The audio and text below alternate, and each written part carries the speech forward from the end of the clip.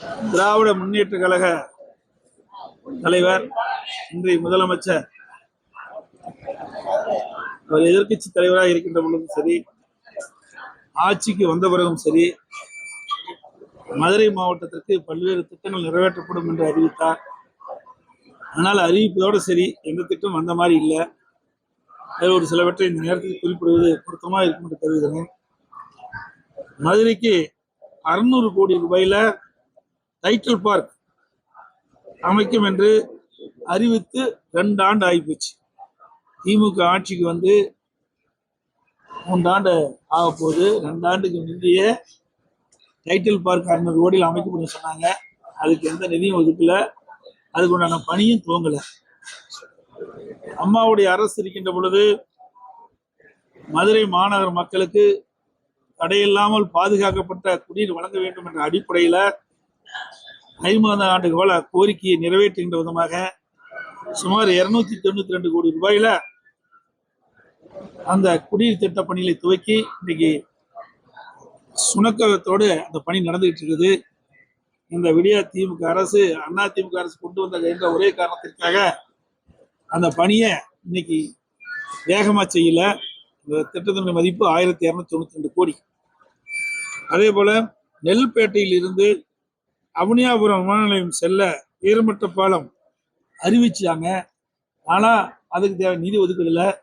பார்த்தா அந்த திட்டம் கைவிடப்படுவதாக தகவல் கிடைச்சிட்டு இருக்குது. ஆக திமுக அரசு அறிவிக்கின்ற திட்டம் காணல் நீராக தான் பார்க்க முடியுது.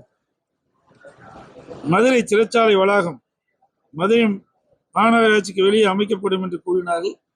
இதுவரைக்கும் அதுக்குண்டான முயற்சி எடுக்கல, நிதியும் ஒதுக்கல. மதுரை மாநகராட்சி வளர்ச்சிக்காக 17 பேர் கொண்ட நகர வளர்ச்சி குழுவை அமைத்தார்கள். அந்த குழு என்ன செஞ்சுட்டு இருக்குன்னு தெரியல, அதோட பணின்னு என்னன்னு தெரியல, இந்த குழு இருக்குதா இல்லையா என்பதே தெரியாத ஒரு சூழ்நிலை இருக்குது.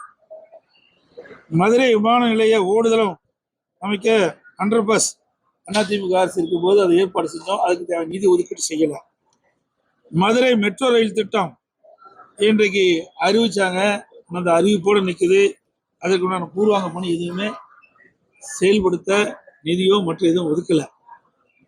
அதிமுக அரசு இருக்கின்ற பொழுது வைகை ஆற்றின் ஓரமா இருபுற கரையின் ஓரமாக காங்கிரட், அதாவது தடுப்பு அமைச்சு சாலை அமைச்சு கொடுக்கும். நீ அதில் தான் பிரம்மாண்டமா மதுரை மாநகர மக்கள்லாம் போக்குவரத்து நெரிசல் இல்லாம பயணம் செஞ்சிட்டு இருக்கிறாங்க. அதே போல அண்ணா பல்கலைக்கழக மண்டல அலுவலகம் அதிமுக ஆட்சிக்கு தான் வந்தது. இன்றைக்கு 7.5 கிலோமீட்டர் பறக்கும் சாலை, நத்தம் பறக்கும் சாலை மிக பிரம்மாண்டமா அமைச்சு கொடுத்துருக்குறோம். அதே போல காலவாசல் பாலம், பாண்டி கோயில் அருகே பாலம், பல்கலைக்கழக சாலை அருகே உயர்மட்ட பாலம், இதெல்லாம் அதிமுக ஆட்சியில் கொண்டு வந்திருக்கிறோம். அதுக்கு மேலாக மதுரை மாநகரம் இன்னும் பல்வேறு திட்டப்பணிகள் ஸ்மார்ட் சிட்டி திட்டத்தின் மூலமாக 1000 கோடி ரூபாய் நிதி ஒதுக்கீடு செய்யப்பட்டு அந்த பணியும் அதிமுக ஆட்சி தான் கொண்டு வந்தது. வைகை ஆற்றின் குறுக்கே 2 தடுப்பணைகள் நாம் கற்றுக் கொடுத்துருக்கிறோம். கோரிபாளையம் உயர்மட்ட பாலம் தான் தேவரையா சிலை பக்கத்துல அதிமுக ஆட்சியில் கொண்டு வந்தோம். நிலம் எடுக்கிற பிரச்சனையால காலதாமதம் ஆச்சு. இந்த ஆட்சியில் அந்த பணி துவக்கி இருக்கிறாங்க. அதே போல இன்றைய தினம் விடியா திமுக அரசு நிதிநிலை அறிக்கையில குறிப்பிட்டிருக்காங்க. விருதுநகர்ல ஜவுளி பூங்கா அமைக்கப்படும். ஏற்கனவே அதிமுக ஆட்சியில அறிவிக்கப்பட்டு அடிக்கல் நாட்டப்பட்டது. நான் கொண்டு வந்த திட்டத்தை தான் ஸ்டெக்கர் விட்டு மறுபடியும் அறிவிச்சிருக்கிறாங்க. அதேபோல இன்றைக்கு ராஜாஜி மருத்துவமனை விரிவாக்கப்பட்ட பகுதியில் மல்டி ஸ்பெஷாலிட்டி ஹாஸ்பிட்டல் 150 கோடி 200 கோடியில நாங்கள் கொடுத்துருக்குறோம். மதுரை மாவட்டம் மேலூர்ல சிப்காட் தொழிற்பட்ட அமைக்குன்னு சொன்னாங்க. இதையுமே அறிவிப்போடு நிற்குது.